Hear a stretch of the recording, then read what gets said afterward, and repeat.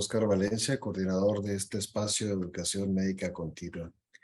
Y antes de dar inicio a nuestra sesión, les recordamos que todas las preguntas las podrán realizar a través del chat y al final de la presentación de nuestro ponente se las haremos llegar para que las dudas sean resueltas. También les pedimos que al final nos hagan favor de llenar una encuesta de satisfacción. La liga para tal encuesta la encontrarán en el chat ya casi al final de la sesión, o también podrán tener acceso a ella a través del código QR. En nombre de la Escuela de Medicina y Ciencias de la Salud Tecnológico de Monterrey, les doy la más cordial bienvenida a nuestra sesión académica de pediatría. El día de hoy tenemos un tema muy interesante y muy trascendente para todos los clínicos y trata de las reacciones adversas a medicamentos y los errores en la prescripción pediátrica. Como clínicos tenemos el deber de notificar estas reacciones adversas, también de los errores de prescripción. Esto no con el fin de que tenga una sanción, sino al contrario, que podamos mejorar nuestra práctica y que eso se beneficie en nuestros pacientes. Y el día de hoy tenemos a un experto en farmacovigilancia, que es el doctor Luis Felipe Cortés Coronado, quien tengo el honor de presentar, y mi amigo y compañero de generación en la Escuela de Medicina. Y me voy a permitir dar una pequeña reseña de un amplio currículum del doctor Luis Felipe Cortés Coronado. Él es médico cirujano por la Universidad La Salle. Tiene una especialidad en informática médica por la Fundación Arturo Rosenbluth. Tiene una amplia experiencia por casi 30 años en la industria farmacéutica, en las áreas de investigación clínica, farmacología, farmacovigilancia, regulación sanitaria y capacitación. Ha trabajado en distintas instituciones, ha sido gerente de farmacovigilancia en Janssen Cilag para México, Centroamérica y Caribe. Ha sido gerente de farmacovigilancia en Amgen México, Safety Manager en Kendle, y actualmente es el director de investigación médica y farmacología en Dordesa Asociados. Es miembro del grupo revisor del Journal of Pharmacovigilance and Drug Research. Y algunos otros datos relevantes es que es miembro fundador de la Asociación Mexicana de Farmacovigilancia y es profesor invitado diplomado de farmacovigilancia, tecnovigilancia de la Facultad de Química y la Facultad de Medicina de UNAM. Es un honor, Luis Felipe, que estés con nosotros. Adelante. Pues muchas gracias, Óscar, a todos por esta invitación a tan importante foro. Déjame pasarme. A ver si... Ok, ahí estamos ya. Perfecto. Ok. Bueno, pues vamos a ver.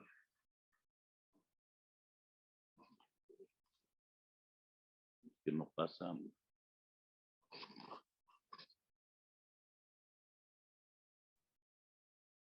A lo mejor con el ratón lo puedes...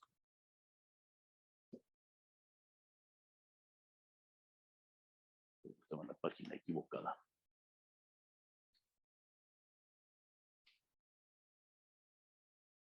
A ver si ahora sí ya. Sí, bueno, entonces vamos a empezar con unos conceptos básicos sobre qué estamos hablando, porque se utiliza muy mal la terminología en farmacovigilancia.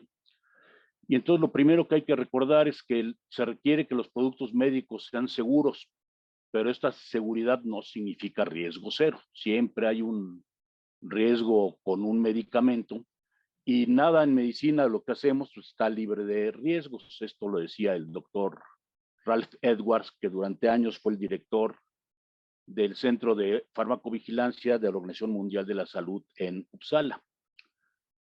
Entonces, primero, para entender de qué estamos hablando, el desarrollo de un producto, pues ustedes saben que llevan muchas fases desde que se descubre y se hace el aislamiento del producto hasta que después de fases de investigación clínica ya en humanos, en lo que se conoce la fase 3 al terminal, después de ver las evidencias de que es efectivo este nuevo producto para el tratamiento que se está pensando en una enfermedad determinada y que los riesgos de utilizarlo son menores que el no utilizarlo, se presenta a las autoridades de cada país para recibir la autorización para comercializarlo. Y esto, toda la información que se está recopilando, se concentra en lo que se llama la información para prescribir. Entonces, hay que recordar que el medicamento no solo es el principio activo o principios activos, las sales o sustancias básicas que trae el producto, sino que también tiene una serie de excipientes, de vehículos que ayudan a la absorción, a la estabilidad, a la eliminación del producto y cierto grado de impurezas. Todo proceso químico lleva cierto grado de impurezas, pero los laboratorios farmacéuticos deben de verificar que el producto al momento de hacerse no sobrepase cierto valor de impurezas porque esto puede causar problemas al uso del medicamento. Entonces, hay que recordar que no solo un paciente puede tener problemas con el principio activo de un producto, sino también por variaciones en los excipientes, puede ser alérgico o tener intolerancia a algunos de estos excipientes, como sucede con algunos colorantes, principalmente el color rojo que trae el ibuprofeno o el amarillo que trae a veces el acetaminofén, o que las impurezas, por no hacerse con un buen proceso de calidad por un laboratorio, entonces esto nos puede causar reacciones adversas o eventos adversos. Y entonces hay que recordar que un medicamento es un producto con autorización para su comercialización. Si está en experimentación, no se considera medicamento, se considera producto en investigación y es diferente las situaciones para el reporte de los mismos. Entonces, habíamos hablado de la información para prescribir, que es un documento que tiene 19 puntos, que se divide en tres áreas principales. Lo que se conoce como la eficacia, en donde se indican las indicaciones terapéuticas, o sea, para dónde está autorizado el uso de ese producto, con qué forma farmacéutica y qué formulación, y a qué dosis y vía de administración. Esto es lo primero que todo el mundo lee cuando sale un nuevo producto, para qué sirve y cómo se da. Luego tenemos una parte que es la seguridad, en donde nos indican las contraindicaciones del producto, o sea, dónde no se debe utilizar, qué precauciones y restricciones de uso hay que tener con el mismo, precauciones y relación con efectos carcinogénicos, mutagénicos, teratogénicos y sobre la fertilidad, que algunas veces pensamos que esto pues no debería ninguno de tener este riesgo y aún así hay productos que tienen estos riesgos. ¿Cuáles son las reacciones secundarias y las reacciones adversas que se dan? Las alteraciones en las pruebas de laboratorio, que muchas veces uno no toma en consideración, interacciones con medicamentos y de otros géneros, principalmente ahora con alimentos, medicamentos herbolarios y otras sustancias. ¿Qué hacer en caso de que se sobredosifica el paciente o se ingiera de forma accidental? Y las recomendaciones para el aislamiento. Esto a veces tampoco se toma en cuenta porque dicen, no, pues dicen, nos consideran una zona 4, clima templado, pero sabiendo los extremos que hay en nuestro país, tanto de calor en el norte como de humedad en el sur del país, esto puede alterar las condiciones del producto. Dejar un medicamento en un coche ahí en la zona norte a 40 grados de temperatura en la zona puede causar que se altere la consistencia de este producto. Y entonces esta parte de seguridad es lo que conocemos como los riesgos, o sea, ya los identificados qué es lo que ya se sabe que puede suceder con el producto, cuáles son los que podrían presentarse, pero aún no se han relacionado de forma concluyente, y qué es la información que falta para un uso seguro. Y por otro lado, tenemos una parte que nadie lee porque la escriben muy mal normalmente los responsables de los laboratorios, que es la farmacocinética y farmacodinamia en humanos, en la que tenemos que tener mucha observación en cómo se administra, cómo se elimina y qué interacciones podría haberse en el metabolismo de estos fármacos que pueden dar ciertas alteraciones. Y más en el caso de los infantes, de los pacientes pediátricos, el conocer cómo se comportaría este producto en un niño desnutrido o con problemas de obesidad, pues es muy importante tener presente. Dentro de la información faltante, o sea, lo que muchas veces sacan al producto sin tener suficiente información del mismo por limitaciones en los estudios de investigación, tenemos que el uso muchas veces en ancianos, en niños, por el género, hay alteraciones entre hombres y mujeres en algunos fármacos, e incluso la raza puede alterar la farmacocinética del producto. También el uso con pacientes con otras comorbilidades, como la hipertensión arterial, la diabetes mellitus, el síndrome de inmunodeficiencia, la obesidad y la desnutrición, también nos puede alterar esto. Y lo que es el uso en pacientes con daño hepático o renal. Entonces, esta información, pues normalmente no se conoce cuando se lanza un nuevo producto, y la información para prescribir, pues nomás nos dice, pues su uso en niños no está bien avalado, o no se conoce qué sucede con personas de mayores de 60 años, o no se ha visto que probablemente actualmente sabemos que hay, por el genoma hay diferente tipo de metabolismos, incluso aquí en el país. Entonces, pues eso es información que falta, y entonces uno pues tiene que ir viendo, tomando en cuenta para hablar de estas reacciones. Entonces, la farmacovigilancia como tal es una ciencia que recoge, investiga y evalúa la información de los eventos no esperados o eventos adversos, atribuidos al uso de un medicamento, con el fin de establecer las relaciones de causalidad, o sea, comprobar que el medicamento provocó los efectos que se están haciendo, y la idea es mejorar la seguridad clínica de los medicamentos. Esto es decir, no dejarlo de utilizar, pero sí ver dónde no se debe utilizar y dónde es seguro utilizarlos. Entonces, este es un proceso continuo después de la aprobación de un producto, pues se tiene que estar revisando constantemente que siga funcionando el producto en la enfermedad y que no cause eventos más frecuentes de lo que se había visto en la investigación. Normalmente es raro protocolos, productos que se hayan investigado en más de 10,000 pacientes antes de comercializarlos en todas las fases de investigación, pero reacciones que se dan de una en cada 10,000 pacientes, pues no se van a notar muchas veces en estos protocolos, sino hasta después de que se lanza la comercialización y de varios miles o millones de pacientes, se ve que sí hay cierta incidencia de estas reacciones, y entonces viene la situación de evaluar el riesgo-beneficio. ¿Se debe seguir utilizando este producto? ¿Hay algo que provoque menos frecuencia de estas reacciones? ¿O de plano hay que retirarlo del mercado? Entonces, los efectos de un fármaco, tenemos los efectos esperados y los efectos inesperados. Entre los efectos, pues están los efectos benéficos, que es precisamente el esperado, que es un medicamento, y en algunas ocasiones efectos benéficos inesperados que nos pueden dar una nueva indicación.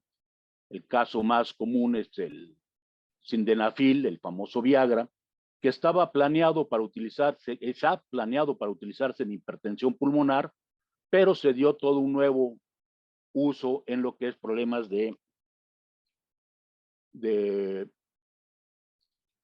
en problemas sexuales.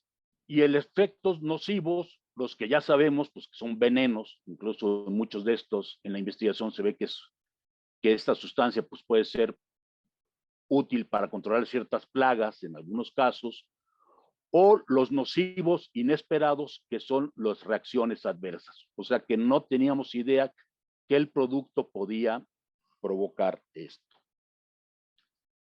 Entonces, un evento adverso, aquí dicen que una imagen dice más que 1000 palabras, es cualquier ocurrencia médica de causa desfavorable e inesperada. O sea, no sé qué podía haberse dado en un paciente a quien se administra un medicamento y que puede o no tener una relación causal extrínseca o intrínseca con este tratamiento. Ahorita les explicaré esto de las causas extrínsecas o intrínsecas porque es muy importante para evaluar cada caso.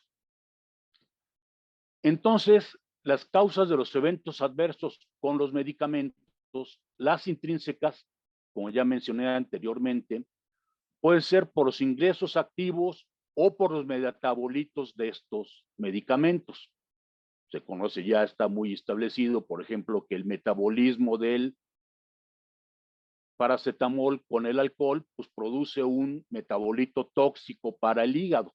Entonces, por eso no se debe tomar después de paracetamol, después de ingerir alcohol, por el riesgo de este metabolito que literalmente destruye el hígado. Puede ser por otros ingredientes, digamos los excipientes, algunas sustancias, el gluten, por ejemplo.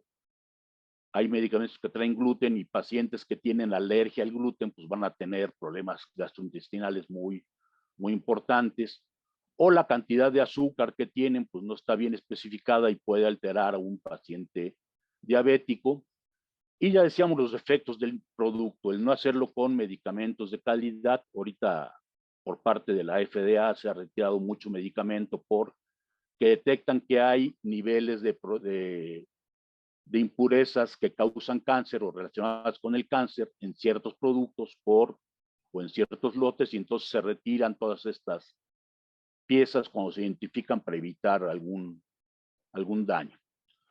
Y entonces esto lo conocemos como reacciones adversas o efectos secundarios. La falla terapéutica puede darse una respuesta aumentada al efecto del producto. Por ejemplo, le damos un procinético y el paciente presenta diarrea, ¿sí? O disminuida, que en un momento dado provoque que dicen, pues no está dando el resultado el diurético que estoy dando. ¿Por qué? Pues porque tiene algún defecto en la concentración, en los productos, o lo que se conoce como un efecto bizarro, que es propiamente la reacción adversa. No teníamos idea que esto se podía producir. Hay personas que al tomar, por ejemplo, itraconazol, presentan zumbido de oídos. Pues no se tiene idea de por qué se presenta este zumbido de oídos, pero en algunas personas lo tienen. Cuando se suspende el itraconazol, desaparece este zumbido de oídos. Efectos secundarios, que esto lo quitaron propiamente en la norma, son las reacciones que conocemos que pueden estar relacionadas con el metabolismo o alteraciones en el metabolismo del producto. Hace años se conoció con la cisaperida, el Prepulsid, que el jugo de toronja alteraba el metabolismo de la cisaprida, y esto hacía que aumentara sus concentraciones y como efecto final se prolongaba el QT en el corazón, el segmento QT, y esto podría llevar a arritmias cardíacas. Entonces, es un efecto que dicen, pues si lo das con esto, pues, se va a presentar en todos los pacientes. A diferencia de la reacción adversa, que no en todos los pacientes se va a presentar. No se conocen muchas veces las causas de por qué en algunos sí y algunos no. Y tenemos las causas extrínsecas, las que no son debidas al producto, pero que a veces se achacan al producto y entonces se retiran moléculas útiles a los médicos, pero por ejemplo, errores del fabricante, de la calidad, que también hay que tener muy presente lo que es la falsificación de productos. Esto es un problema a nivel internacional, pero que aquí en México pues también está muy sonado y se hace muy poco para combatir estas falsificaciones. Normalmente productos de alto costo pues son los que más se falsifican y se venden en redes sociales según esto a precios preferentes porque faltan estos productos. Puede deberse a que los pacientes pues no siguen la pauta de tratamiento que se les dio por parte del médico tratante o que se automedican pensando que ese producto les va a servir para su paciente, para su padecimiento cuando es otra situación, o que ocultan información, que por ejemplo están tomando otro producto o que están consumiendo alguna droga en algunos casos o lo toman con alcohol o todavía no se sabe todavía bien el problema del tabaquismo, cómo afecta a estos productos, pero no se lo dicen al médico. Y entonces, pues esto dice, pues no está funcionando el producto. Y por último, tenemos los factores debidos al médico o al equipo de salud, que son propiamente lo que conocemos como errores de medicación. Esto es que no se dé en la indicación aprobada, fuera de una posología aprobada, las dosis están fuera del rango recomendado, no se informa al paciente de cómo debe de tomarse, cómo debe de hacerse. Algunas veces uno suponemos que es obvio el cómo utilizarlo. Alguna vez me informaron del uso de unas tabletas vaginales que la paciente se quejaba que sabían muy feo. O sea, el médico no le explicó bien que en dónde deberían de colocarse estas tabletas. Entonces decíamos, la vía de administración, que se pueden equivocar, algunos antibióticos, es diferente la administración intravenosa, la formulación de la administración intravenosa que intramuscular, y esto si uno no nota la diferencia en el empaque puede traer problemas. El preparado del producto, más por ejemplo en soluciones parenterales, medicamentos para el cáncer, si no se utiliza, se hace una correcta restitución del producto, pues puede provocar problemas.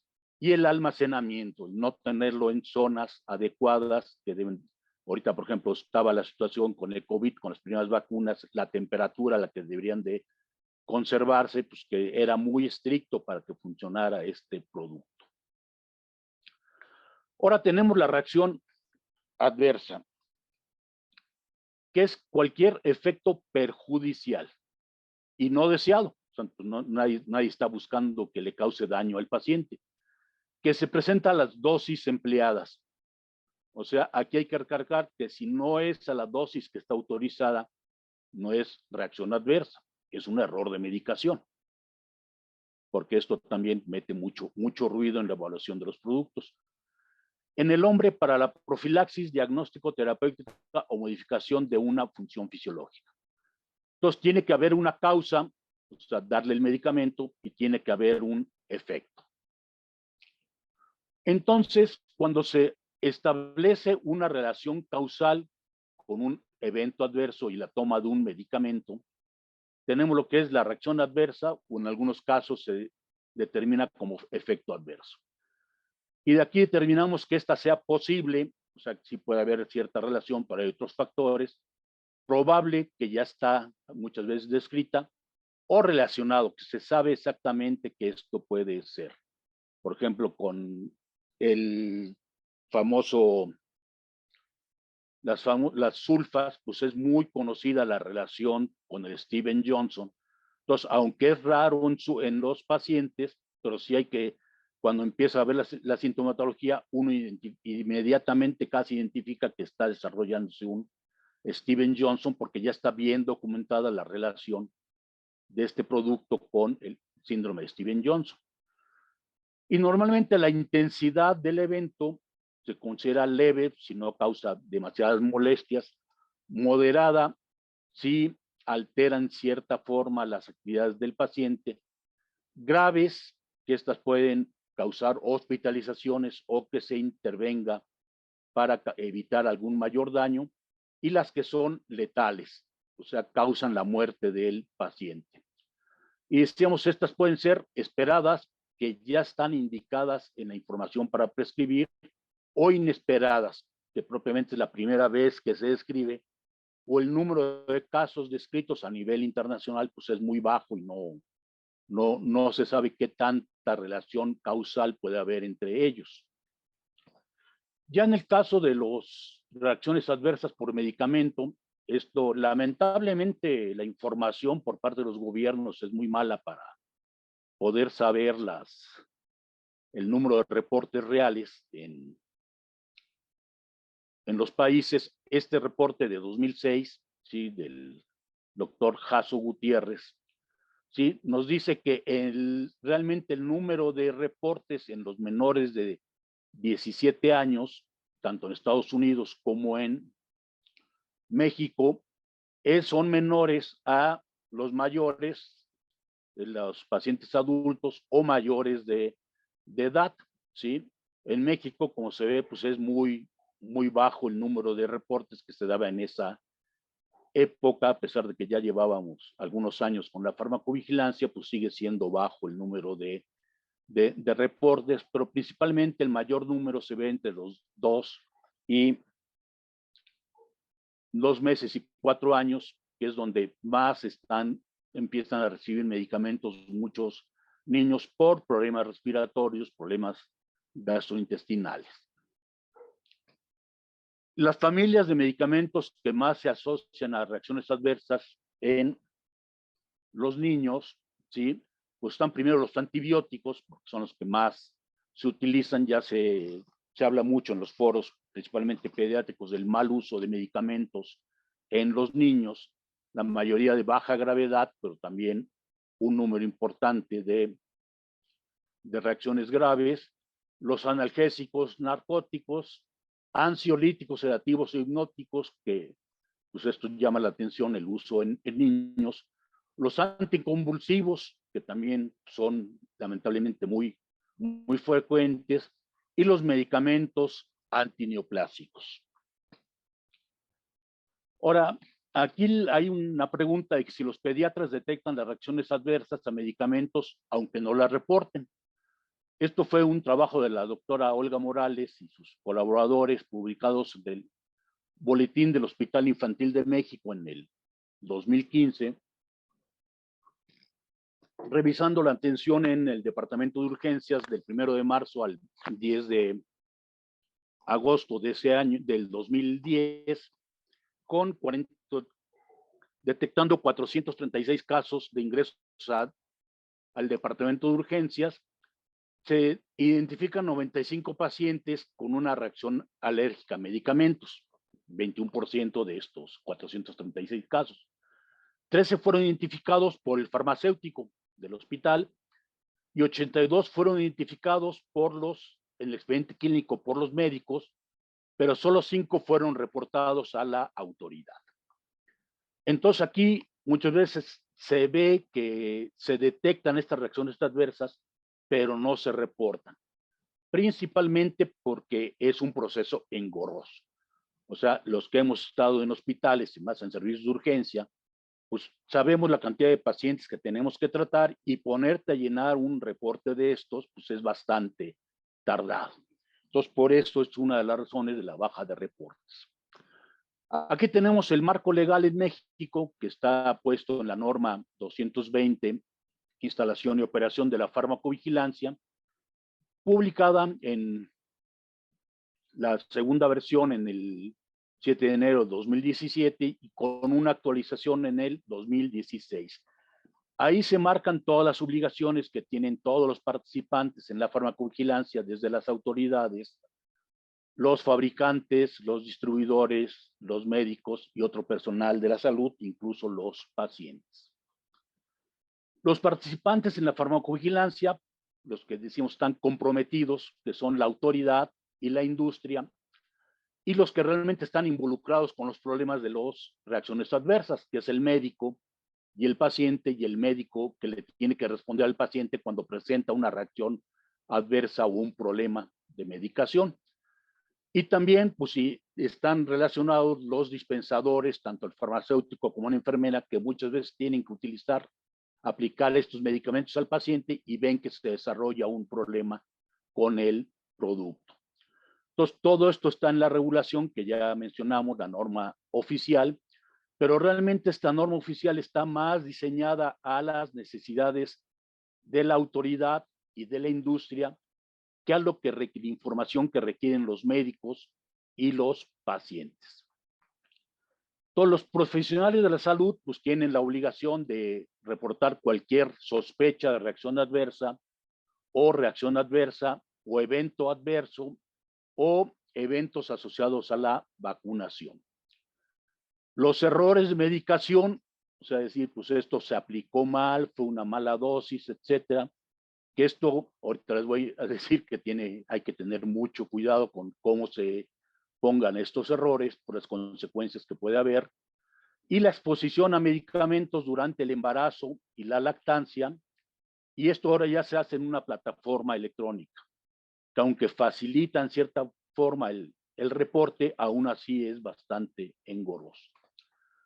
Esta es la página que se tiene ahora para el reporte de eventos adversos. Aquí está para si es por parte de si es un médico, un profesional sanitario o un paciente el que está haciendo este reporte. El defecto de estos que pasan estos reportes directamente a la Organización Mundial de la Salud. Ya no se analizan ni se ven en México, sino que hasta que la Organización Mundial de la Salud los recibe, se los regresa a COFEPRIS para que vea qué pasó. Y en caso de una emergencia por un problema de lotes defectuosos, etcétera, pues esto tarda tiempo. Ahora, propiamente el Centro Nacional de Farmacovigilancia de la COFEPRIS, en la información como farmacovigilancia actualmente es como el hoyo negro. Entra la información, pero no sueltan nada. O sea, no hay reportes de qué pasa con los medicamentos en México, y esto no en este sexenio, sino desde el sexenio anterior dejaron de dar reportes a la comunidad. Incluso los laboratorios farmacéuticos, cuando hablan para preguntar qué reportes han recibido con un medicamento de nueva introducción al mercado, pues la respuesta que les dicen es confidencial. Entonces dicen, ni el mismo fabricante puede saber qué pasa con sus productos en el país. Ahora, los errores de medicación se consideran un error de medicación a cualquier desviación voluntaria de una pauta terapéutica, decíamos, por la producción, la calidad del producto, la administración, las vías de administración. Ahora también está aquí la tecnovigilancia, una bomba de difusión que funcione mal, pues puede provocar un problema, pero pues se tiene que ver por qué falló la bomba. Y las indicaciones, la prescripción, indicación, posología, dosis o información al paciente. Los errores de medicación, dicen, son específicamente frecuentes en los menores, en los niños, por el menor peso corporal y la inmadurez. También estos ¿sí? motivan cerca del 10% de consultas de urgencia de los niños menores de 2 años, y en Estados Unidos 60,000 consultas anuales se relacionan con errores de medicación en menores de 6 años, lo que se representa una llamada cada 8 minutos. Entonces, hay que tener muy en cuenta que en Estados Unidos, cuando reportan las causas que tienen de problemas, son eventos adversos, no reacciones adversas. O sea, que se haya administrado mal el producto no quiere decir que sea culpa del producto. Los errores de medicación, este es otro trabajo publicado, hecho en Medellín, Colombia, por la doctora Valencia. Dice que de 669 reportes en hospital, se calcula que fueron 7.71 por cada 1,000 pacientes hospitalizados. Hay un error de medicación, no una reacción adversa, sino error de medicación. La mayoría de los errores de medicación se clasificaron como sin daño, o sea que no pasó a mayores, pero sí cerca de un 6% sí tuvieron problemas los niños por este error. Y la mayoría de los errores sí se reportó en el proceso de prescripción. O sea, no se entendieron las notas o se cambia. Es muy común que un médico en la mañana pone una indicación y otro médico por la tarde la cambia porque no está de acuerdo con esa indicación, y pues esto trae los problemas. En la norma actualmente se llama que el error de medicación es el acontecimiento prevenible. O sea, si se hubieran hecho bien las cosas, no se presenta este error, que puede causar daño, no necesariamente que lo cause, pero puede causar, y por una utilización inapropiada. Decíamos, equivocarnos de vía, equivocarnos de dosis, de frecuencia de administración o incluso de medicamento. El mal uso de medicamentos cuando de manera intencional e inapropiada el medicamento o vacuna se emplea, no se acuerda de acuerdo a la información autorizada. Esto es lo que se conoce como el uso fuera de indicación, que es otro tema también para discutir. Les decía que esto puede tener sus consecuencias. Aquí en la Ciudad de México, en el Código Penal, también de otros estados está especificado. En el Código de Nuevo León no está directamente especificado, pero sí medio implicado.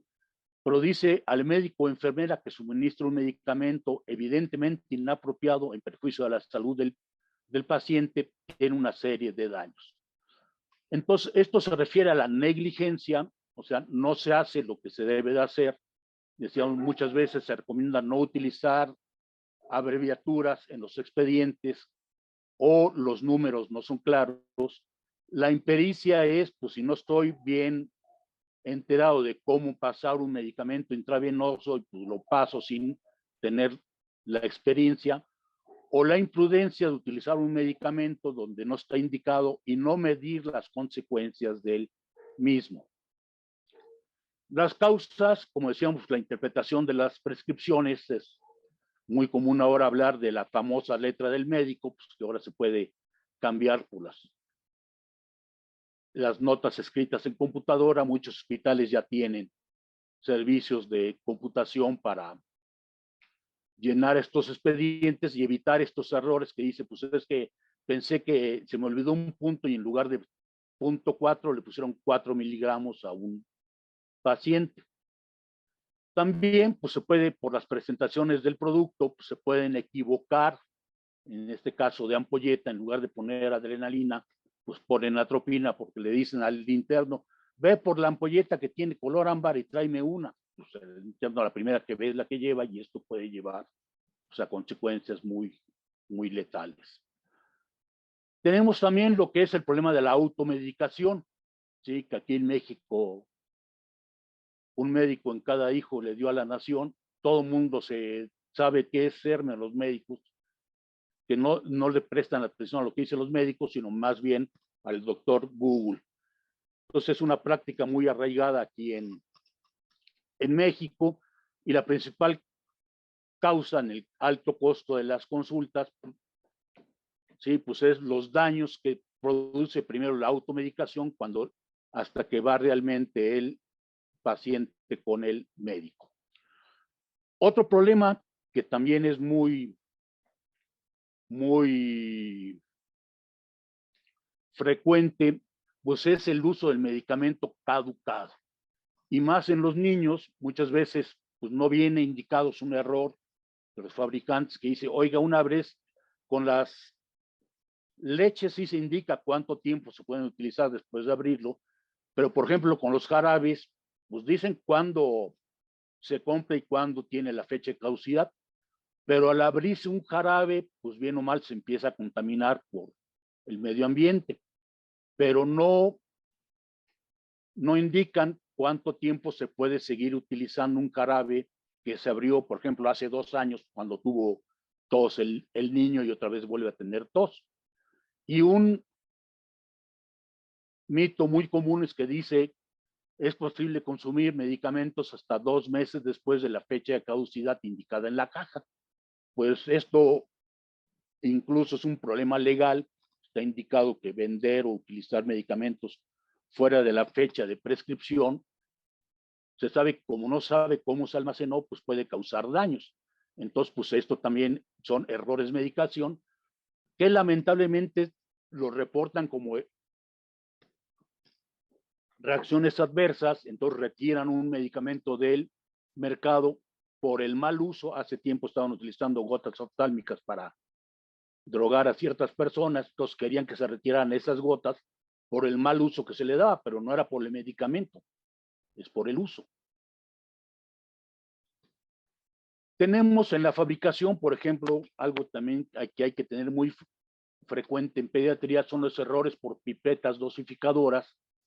Uno piensa que todas las pipetas son iguales, pero tienen diferente volumen, ¿sí? En algunos casos los fabricantes dicen, no, en estas sí hemos hecho las pruebas de que son las mismas, pero a veces de cambiar de un producto a otro, pensando que es la misma concentración que viene indicada en la pipeta, pues puede producir errores de dosificación. Entonces esto también hay que tenerlo en cuenta. Se han dado varios casos que de pronto un lote de producto infantil lleva la pipeta equivocada con otra graduación que era para otro producto. Ahora, el futuro que tenemos también que tomar aquí en cuenta, que está avanzando mucho, es la farmacogenómica. Como decíamos, ya sabemos que hay diferente tipo de metabolismo en nuestro país. Por lo menos hay 3 tipos de pacientes en metabolismos rápidos, lentos y promedios. Entonces, algunos productos, por ejemplo, el amlodipino, se sabe que hay pacientes que lo metabolizan muy rápido y otros muy lentos, pero que hasta el momento, pues solo en laboratorio se puede saber, y más bien es en la práctica cuando empiezan a aparecer efectos secundarios o reacciones de cierto tipo, dicen, no, es que este es demasiado la dosis para un paciente. Un error que también tienen la información para prescribir, es que no se colocan las dosis ponderales del producto, es decir, cuántos miligramos por kilogramo debería de recibir, y tomarlo en cuenta con un paciente desnutrido o con problemas de obesidad, porque esto pues, puede alterar totalmente el resultado que queremos. Entonces son esto todas las observaciones que va haciendo uno en la práctica clínica, pues son importantes para poder ir viendo cómo debe de utilizarse correctamente un producto y no dejarlo de utilizar nada más por un reporte mal hecho. Esto por el momento es todo de mi parte, y pues dejamos abierto para ver si hay algunas preguntas por parte del auditorio. Muchas gracias, doctor Luis Felipe Cortés.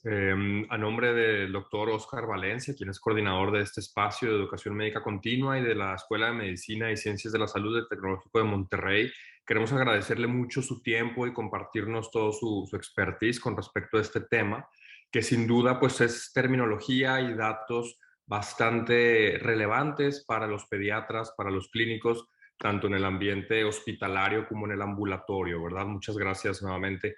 Y en efecto le queremos compartir algunas preguntas que han estado llegando de la audiencia. Sin algún orden en particular, comenzamos con ellas. Y la primera es, en su experiencia y el conocimiento de la literatura, ¿cuáles serían sus sugerencias para evitar incidentes asociados a la medicación?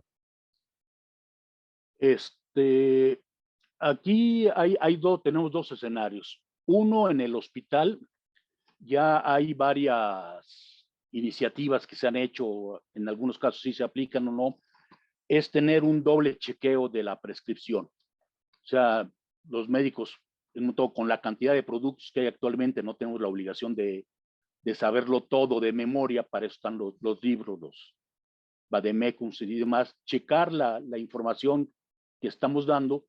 Y también en muchos hospitales ya la participación del farmacéutico hospitalario, que revisa si es correcta o no esta dosificación, no para regañar al médico, sino para preguntarle, decir, oiga, ¿por qué está utilizando esta dosis o este medicamento en este padecimiento? Conocer las razones y estar de acuerdo en que si es conveniente o no el uso. Yo incluso he recomendado que a veces en el paso de visita, pues sería bueno que asistiera alguno de los farmacéuticos de la farmacia hospitalaria, primero para decir si sí está presente el producto en el cuadro del hospital, porque luego se piden productos que no están, que no están disponibles y entonces esto retarda el tratamiento.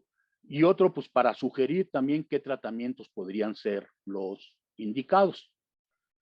En el otro lado, en el área clínica práctica, en la práctica privada o abierta, pues tener un cuadro básico primero de medicamentos y segundo, pues revisar, porque de pronto hay cambios que se hacen a la información para prescribir. Algunos productos que llevan años en el mercado, de pronto se descubre que hay una nueva notificación que no lo hacen público, sino que los laboratorios dejan que el médico, según esto, lo lea, se actualice, pero no se los informan y que puede haber problemas. Entonces, pues siempre estar revisando nuestros medicamentos de batalla, cuáles son las dosis y leer muy bien la IPP. Decíamos, no solo las indicaciones, sino también las contraindicaciones que puede haber de un producto, o si hay o no experiencia o qué nos puede estar provocando. Entonces, sobre los errores de medicación, pues decíamos, ya hay varios foros en la CONAMED. Desde el 2006 se hizo un foro para evitar estas cuestiones, el doble chequeo, que decíamos, no solo con los medicamentos, sino también lo más común era decir, oye, procedimientos quirúrgicos que se equivocan de paciente, ¿sí? Llevan al paciente equivocado a una cirugía que no le correspondía, y decía, oye, es que ¿cómo es posible? Pues sí, sí sucede, y no solo aquí, sino en varios países del mundo. Entonces, tener un doble chequeo, hacerle caso también a las enfermeras de qué es lo que ellas notan cuando ponen un medicamento, ¿sí? Y estar muy en contacto con el personal de farmacia, decirle, oye, por ejemplo, en el caso de eritropoyetinas, que se dan problemas de que por cambiar de una marca a otra sí se puede dar la producción de anticuerpos contra esa eritropoyetina, pues estar pendientes en estos medicamentos, decir, oye, si ya cambió de fabricante el producto, pues estar pendientes a ver si no se presentan más problemas por este cambio en los fabricantes, especialmente en los productos biotecnológicos, que son biocomparables, pero no son exactamente iguales. Entonces, aunque dicen, sí tiene el mismo respuesta, pero hay pequeñas diferencias que en algún paciente sí puede causar problemas. Entonces, esas serían las recomendaciones. De acuerdo, muchas gracias. Y sí, en efecto, en ocasiones malamente se ve la participación de farmacia, digamos, hospitalaria como una situación entre algunas personas intrusiva, cuando realmente no es así, sino la intención es sumar y eso beneficia a los desenlaces del paciente, ¿verdad? Efectivamente. Tenemos otra pregunta y esta va con respecto a la temperatura en la cual se resguardan los medicamentos. Dice, sabemos que el calor afecta a algunos fármacos, pero ¿cuáles serían los daños o las consecuencias de tenerlos en el refrigerador? Porque ambientes calurosos pueden hacer que cambie por ahí la composición. Aquí ahora sí que depende del producto y depende de la temperatura del refrigerador. O sea, con las vacunas, pues todo el mundo dice debe estar entre tal temperatura, pero no abajo de tal, porque se cristaliza, como el caso también, por ejemplo, de la insulina. Sí, se debe estar en refrigeración entre 4 o 8 grados, pero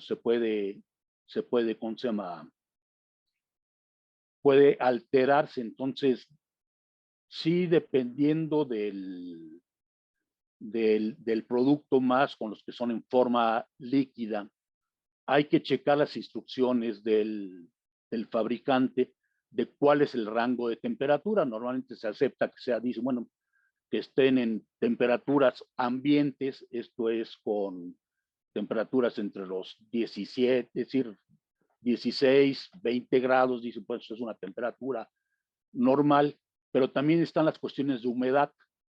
Aquí se considera que es la misma situación de humedad y temperatura para todo el país y sabemos que es un error, pero pues decir es que tener temperaturas para productos para cada región es muy costoso para la industria, entonces lo dejan como que genérico y el típico, pues no pasa nada, pero ya los que se acuerden hace algunos años, un brote que hubo de problemas con una vacuna de hepatitis B en Chiapas, pues era porque se les fue la luz y pues no se conservó bien el biológico, y pues esto causó una serie de productos en niños. Entonces, más bien hay que ver las indicaciones del fabricante o hablarle al fabricante para saber qué información tiene que es recomendable.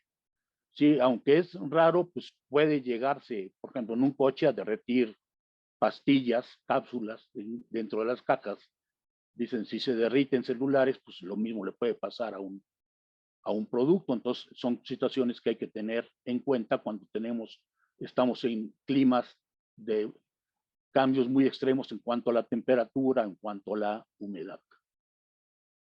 De acuerdo, muchas gracias. Una siguiente pregunta con respecto al uso de herbolaria y medicamentos naturistas que cada vez hay más frecuencia en su uso y preguntan si existe alguna manera o cómo saber acerca de los eventos adversos o interacciones medicamentosas que podrían tener estos productos con algunos otros que se prescriban. Hay varios manuales y páginas en internet que hablan de estas reacciones. Incluso hay capítulos en la Organización Mundial de la Salud sobre el uso de medicamentos herbolarios y sus interacciones. Ahorita no los tengo a la mano, pero si me escriben les puedo dar ciertas indicaciones.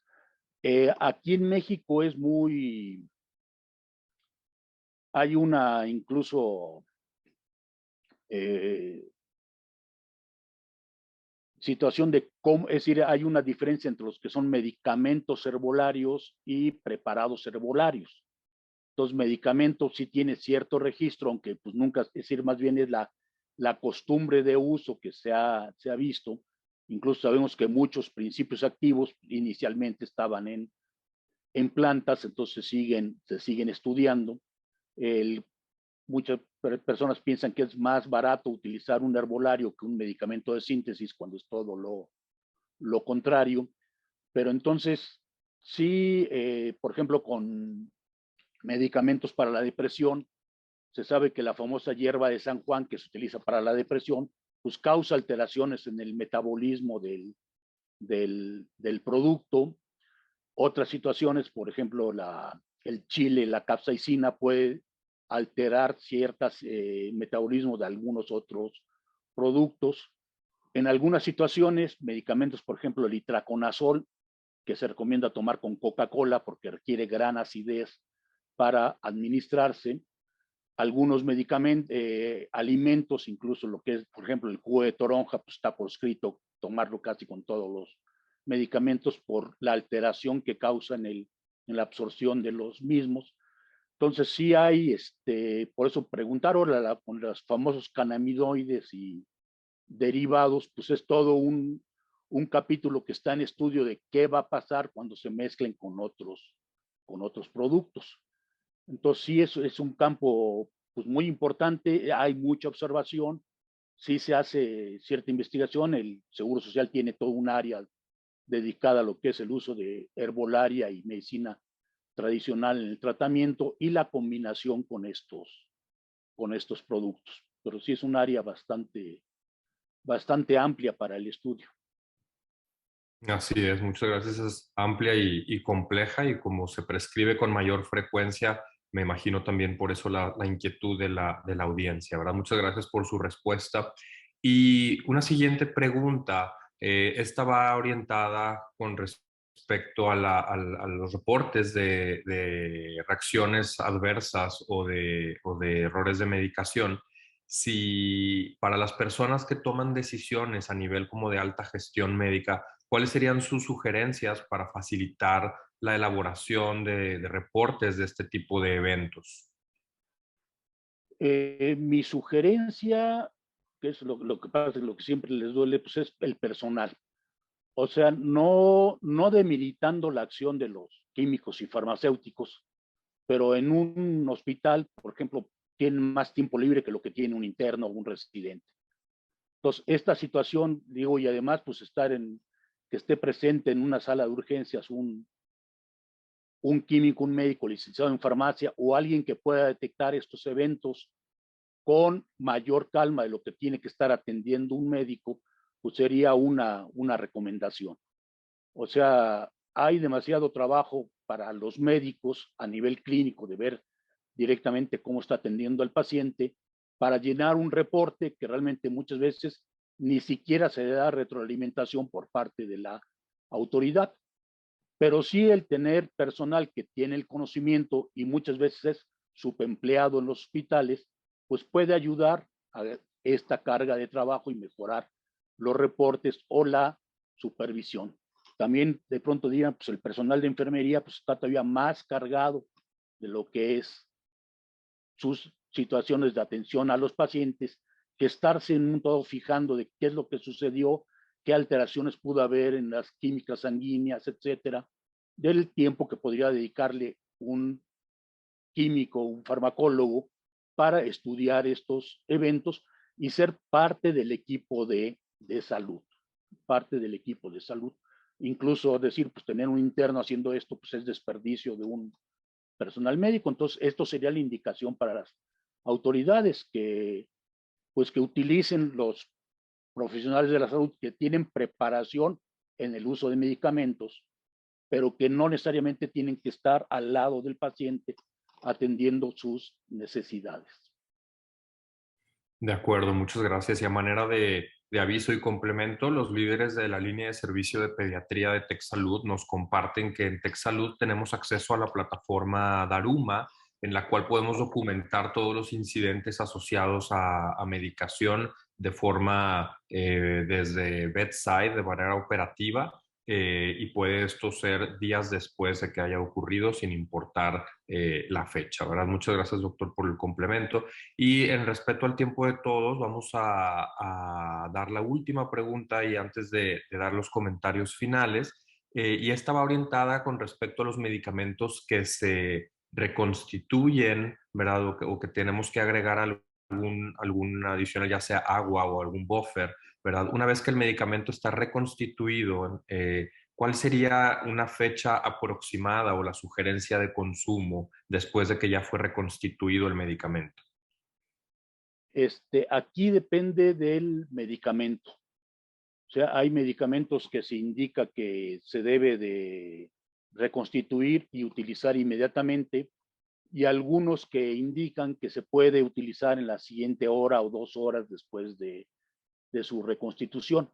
Pero sí hay que leer muy bien, decíamos, en la información para prescribir lo que es la forma de administración, reconstitución, etcétera, porque uno muchas veces piensa que todos se deben de poner inmediatamente, ya hay algunos que no, que debe de, ahora sí que decir, de hacerlo, dejar reposar y ver que no se precipite porque puede haber algún fallo en la reconstitución, y entonces dicen, no, en este caso sí lo tiene que esperar, en este caso es no puede pasar más de media hora después de que se haya reconstituido, que era lo que indicaban con las primeras vacunas, por ejemplo, del COVID, decían, pues lo tienes que reconstituir y casi aplicar en ese momento, y otros dicen, no, primero reconstituye, lo checa bien que no haya, que no cambie de color, etcétera, y ahora sí ya lo puedes aplicar. Esto pues sí hay que tenerlo muy en cuenta porque a veces en las áreas del hospital de soluciones, pues las enfermeras por el trabajo dicen, pues haz todo al mismo tiempo, y resulta que sí puede haber medicamentos que no se deban de reconstituir o dejar reposando todo el tiempo. Entonces, cuestiones nada más de, ahora sí que de revisar los procedimientos de cada producto, porque incluso al cambiar de fabricante pueden cambiar las indicaciones de la reconstitución. Entonces, esto hay que tenerlo en cuenta para cada producto que utilicemos. Perfecto, muchas gracias, Y digo, doctor. y otra observación pues, sería también para los que se reconstituyen en casa, que es muy común con los antibióticos y otros que dicen, pues ya se hace la formación, se le da al niño y pues se cierra el frasco y pues se quedó la mitad del frasco ahí, y 6 meses después la mamá dice, tiene lo mismo, se lo voy a dar. Ahí no tenemos la seguridad de que la formulación, la reconstitución, siga siendo la adecuada. Entonces, son situaciones que el fabricante debería de decir, pues ya una vez que se reconstituyó, debe de eliminarse lo que quede, o después de una semana de uso se debe de eliminar y no se debe de almacenar. Pero son situaciones que debería decírsele a la industria que pusiera esos datos, y por parte de los médicos y otro personal, pues leerlo, porque sí es, lamentablemente, la mayoría de las informaciones para prescribir están mal escritas, ¿sí? Son aburridas o tienen información redundante, ¿sí? Que no es lo que debería no es lo que necesita el médico, es lo que quiere decir la industria. Entonces, esta es la situación que tenemos en estos casos. De acuerdo. Muchísimas gracias, doctor Cortés. Y como mencionábamos hace un momento, pues a nombre del doctor Oscar Valencia, quien coordina este espacio, y a la Escuela de Medicina y Ciencias de la Salud del Tecnológico de Monterrey, estamos muy agradecidos por su tiempo y por compartirnos su conocimiento y su expertise. Y es de nuestro máximo interés, pues, repasar este tipo de temas, de terminología, de datos que son, en definitiva, útiles para el clínico, tanto, les decíamos, en ambientes hospitalarios, pero también en ambientes ambulatorios, y es por eso que estamos agradecidos por compartirnos su conocimiento. Me gustaría recordarle a la audiencia que existe la encuesta de satisfacción, la cual también nos apoya para documentar su asistencia, y quedamos a la orden. Muchísimas gracias, doctor Cortés, nuevamente, y a todos los que nos acompañaron el día de hoy. Muchas gracias por su asistencia y los esperamos la próxima semana a la misma hora en nuestra sesión de la Escuela de Medicina y Ciencias de la Salud. Que tengan muy buen día. Hasta luego. Hasta luego, muchas gracias.